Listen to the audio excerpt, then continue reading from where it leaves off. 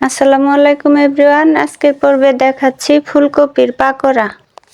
শীতের সময় গরম গরম ফুলকপির পাকোড়া খাওয়ার মজাই আলাদা, আর সেটা যদি হয় মুচমুচে তাহলে তার কথাই নেই।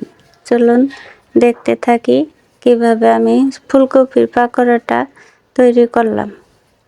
চলে যাচ্ছি মূল রেসিপিতে। প্রথমে আমি একটা ফুলকপি নিয়ে নিয়েছি। এখন আমি ফুলকপিটা কেটে নিচ্ছি। ফুলকপিটা টুকরো টুকরো করে কেটে নেব। যেভাবে আমি টুকরো টুকরো করে কেটে নিচ্ছি। আমার ফুলকপিটা পিসগুলো একটু বড়, তাই আমি মাঝখান থেকে চিড়ে ছোট করে নিচ্ছি। যেভাবে সবগুলো ফুলগুলো ছাড়িয়ে আমি টুকরো করে নেব।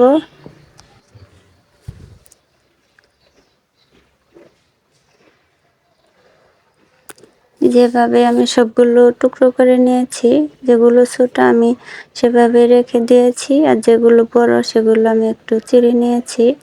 এখন আমি একটা বাটিতে পরিষ্কার পানি নিয়ে নিয়েছি। পানিতে আমি কপিগুলো ধুয়ে নেব ভালোভাবে। ফুলকপিগুলো আমি ভাপিয়ে নেব যাতে কাঁচা স্মেল না থাকে। জন্য আমি একটা পাত্রে কিছু পানি দিয়ে দিয়েছি। সেটাতে এগুলো ছেড়ে আমি দিয়ে দেব 1 চামচ লবণ আর সামান্য হলুদ। হলুদ দিয়ে আমি ভাপিয়ে নেব। আমি হলুদটা দিয়ে দিলাম যাতে একটা সুন্দর কালার আসে, সেই জন্য। আমি 4 থেকে 5 মিনিট ভাপিয়ে নিয়েছি, এতে হয়ে যাবে। খুব বেশি সেদ্ধ করার দরকার নাই, 50% মতো সেদ্ধ হলেই হবে। এখন আমি একটা বাটিতে নিয়ে নিচ্ছি 1.5 কাপ চাউলের গুঁড়া। আমি শুকনা চাউলের গুঁড়াটা নিয়ে নিয়েছি। আপনারা চাইলে ভেজা গুঁড়া দিয়েও করতে পারবেন। আর চাউলের গুঁড়াটা দিলে অনেক সময় ক্রিস্পি থাকে। আর দিয়ে দিলাম 2 টেবিল চামচ কর্নফ্লাওয়ার। আমার কিন্তু 2টা উপকরণই কিন্তু পাকোড়াটাকে দীর্ঘ সময় মুচমুচে রাখবে। আর দিয়ে দিলাম আমি আদা রসুন বাটা 1 চামচ করে, 1/2 চামচ হলুদ গুঁড়া, আর 1/2 চামচ দিয়ে দিলাম ধনিয়ার গুঁড়া, 1/2 চামচ দিয়ে দিলাম মরিচের গুঁড়া, 1/4 চা চামচ দিয়ে দিলাম জিরার গুঁড়া, আর দিয়ে দিলাম একটা ডিম। আর লবণ দিয়ে দিয়েছি আমি 1/2 চামচের মতো। লবণটা স্বাদ বুঝে দিবেন, যেহেতু আমি লবণ দিয়ে আমি ফুলকপিটা আগে সিদ্ধ করে নিয়েছি, তাই বুঝে শুনে দিতে হবে। আর দিয়ে দিয়েছি একটা ডিম। ডিমটা দিলে কিন্তু পাকোড়ার স্বাদটা অনেক গুণেই বেড়ে যায়।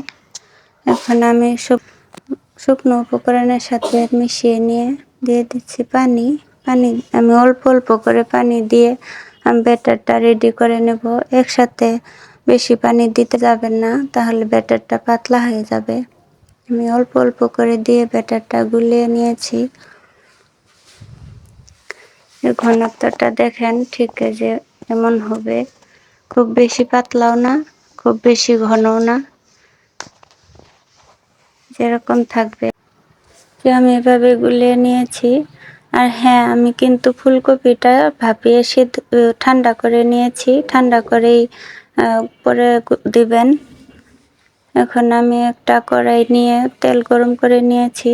এটা কিন্তু ডুবো তেলেই ভাজতে হবে, তাই আমি অনেকটা গরম করে নিয়েছি। এখন আমি ব্যাটারে চুবিয়ে পাকোড়াগুলো দিয়ে দিচ্ছি। একটা একটা করে এভাবেই দিয়ে দিবেন। খুব বেশি দেওয়া যাবে না, একসাথে ফাঁকা ফাঁকা করে রেখে দিতে হবে।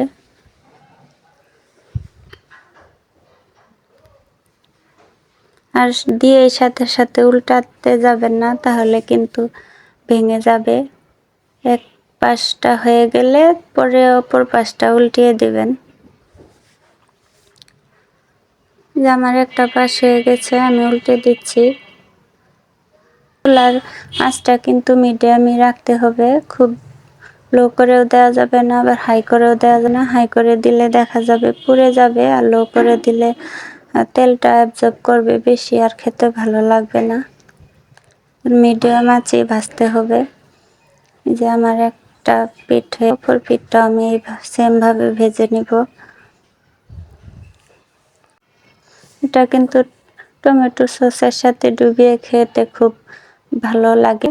আপনারা চাইলে এমনিতেও খেতে পারবেন, আবার চাইলে আপনারা গরম গরম ভাতের সাথেও খেতে পারবেন বা বিকেলে চায়ের সাথেও খেতে পারবেন।